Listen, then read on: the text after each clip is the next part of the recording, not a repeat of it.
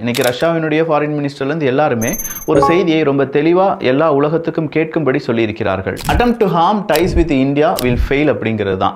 India மற்றும் ரஷ்யாவினுடைய உறவை யாராவது வீழ்த்த வேண்டும், இல்லை அந்த உறவு இருக்கவே கூடாது அப்படின்னு சொல்லி நினைத்தால் கூட அது தோல்வியில் தான் முடியும். அதிலிருந்து யாருமே வெற்றி அடைந்ததா சரித்திரமே கிடையாது அப்படின்னு சொல்றத ரஷ்யா ரொம்ப பெரிய அளவில் சொல்லியிருக்காங்க. ஸோ இந்தியா ரஷ்யா உறவில் எந்த மாற்றமும் கிடையாது.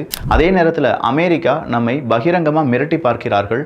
அமெரிக்காவினுடைய விலை கம்மியான மரபணு மாற்றப்பட்ட பயிர்களை இந்தியாவில் விற்பனை செய்ய வேண்டும் அப்படின்னு சொல்றத அமெரிக்கா விரும்புகிறது.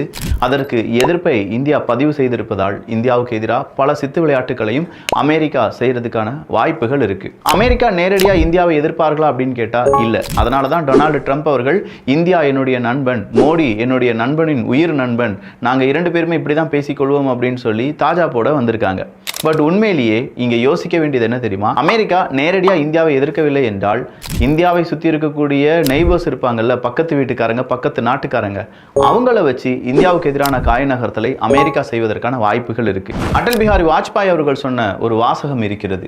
You can change friends but you Gantt change your neighbours அப்படிங்கிறது தான்.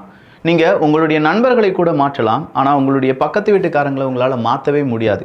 எய்தர் அவங்களுடைய கேரக்டராக இருக்கும், இல்லை அவங்கள விட்டு நீங்கள் விலகி செல்ல வேண்டும் அப்படிங்கிற ஒரு தாட்டாக கூட இருக்கலாம்.